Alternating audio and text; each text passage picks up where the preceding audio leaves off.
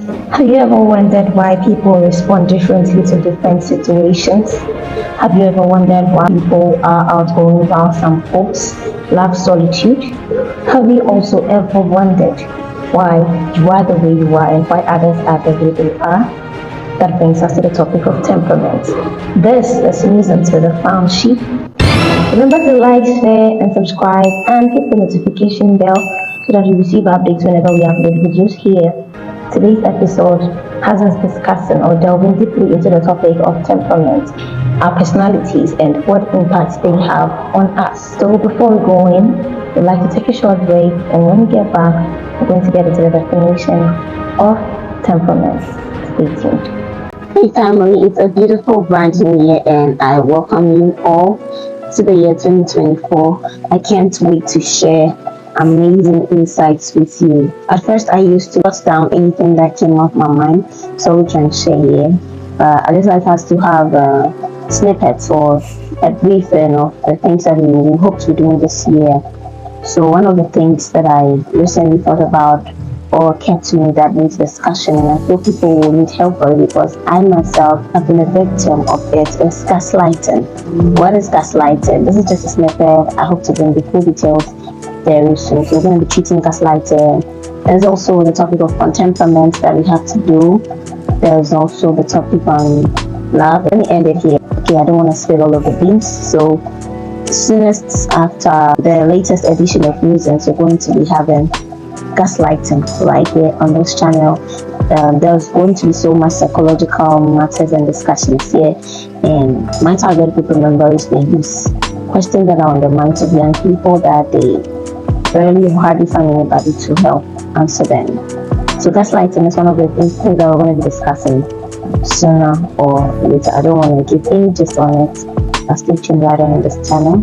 Love you and keep your fingers crossed. Alright, welcome back from that break, and we're going to go right into the definition of temperament. What is temperament? Temperament is the innate part of who we are, the way we generally think, feel, and behave.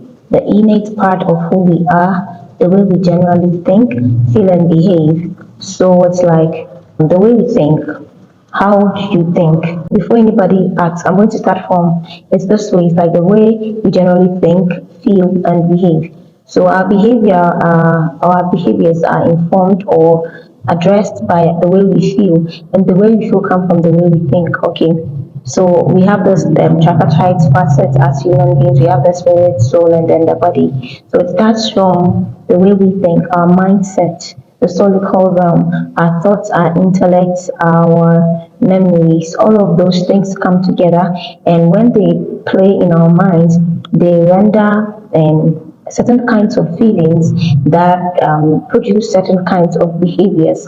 So the way we think produces feelings that causes us to act the way we do, and that is basically what temperament is, the innate part of people that shows the way they are.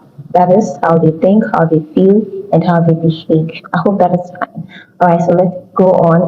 It's like the blueprint that shapes our reactions and interactions with the world around us. The blueprint that shapes our actions and reactions in our interactions with the world around us. So like I said, the way we think informs the way we feel, and that addresses how we act. So first of all, our actions, and then in our relationship with others, how do we react to them, and also how do we react to situations based on the way we think, the way we feel, and the way we behave at last.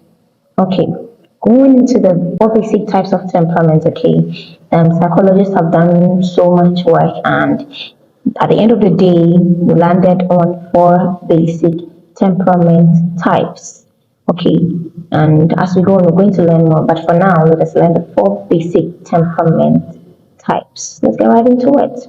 We have sanguine, the choleric, the melancholic, and the phlegmatic. Big words, huh? Don't worry, we're going to break them down soon. Now. Okay, so we're going to the sanguine. The sanguine, God, meet the life of the party. The sanguine is the life of the party. The sanguine needs no introduction. The sanguine introduces himself. So if you go to what I have, it is that sanguine individuals are typically outgoing, they are cheerful and spontaneous, they thrive on social interactions and are known for their optimism and enthusiasm. So first of all, they are outgoing people. They are not the people that like to be in solitude. They don't like solitude places.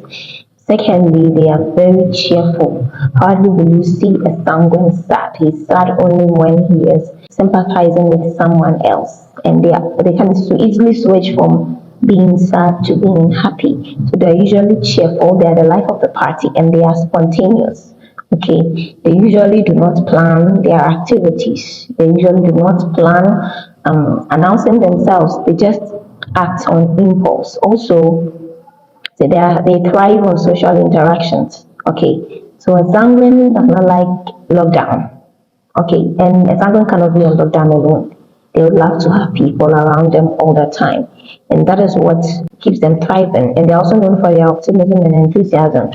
Sanguines don't see the negative side of things. They are always positive. They always see the positive side of things. While other temperaments, some group of temperaments I'll mention later, are thinking about what if it goes bad? That sanguine is saying it is well and it will go well. All right. They are lively in nature and often draw people towards them, making them fantastic communicators. So they are very, very oratory. They can talk and they can convince easily and they can draw people towards them.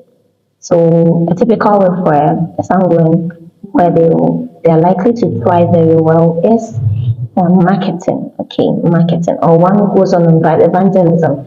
They have this flair to pull people towards themselves, and that is the life of the sanguine. Then on to the next one, we have the choleric. The choleric is the type that is driven, ambitious, and assertive. There is always something that the choleric is working at. They are driven, they are ambitious, and they are assertive. They are natural born leaders who are goal oriented and decisive. So there's always something for the choleric to do, and because of it, they know what to decide and when to decide, and they don't waste time deciding what to do or how to do it, where to do it. They just want stuff to be done. So they are ambitious. They always have big, huge dreams. Sometimes they seem unrealistic, but they are very optimistic that it will work out. So that is the life of the choleric. They can be seen as task focused, sometimes to the point of being seen as forceful. So the choleric is always busy. So they are the busybody choleric. They're always busy. They always have something they want to achieve, and until that thing is done, their focus cannot be shifted. And besides, if you're working with a choleric, they never get tired. They hardly get tired because they get tired only when the work is done. So they will push you even beyond your limits so that they can achieve the task or the goal for the day or whatever set time that the work is meant to be done. That's the choleric for you. Going on to the melancholic, you have melancholics being people who are deep thinkers. Okay, they are deep thinkers, they are analytical. And before I go on, let me chip in this. Talk about introverts and extroverts. When we talk about introverts, they are basically melancholics and phlegmatics, and then the cholerics and sanguines, they are extroverts, so they are the outgoing type. But melancholic and phlegmatic, they are the people who like solitude, who like to be alone most of the times. All right. So a melancholic is a deep thinker because he's always isolated. They love isolation. They love to think, and because of this, their minds are very analytical. They have very, very analytical minds. They will analyze things and think and think and think. And if it's not controlled, they end up overthinking. They are very introspective and detail oriented. Because they are analytical, they pay attention to details, and they are not inspired by what is going on around them. They are inspired by self. They are self-inspired. They are driven by what is going on inside of them and in their mind. And they often exhibit a reserved demeanor. Because they are busy thinking, they don't see a reason why they should get themselves mingling. So they are usually reserved and they are highly creative.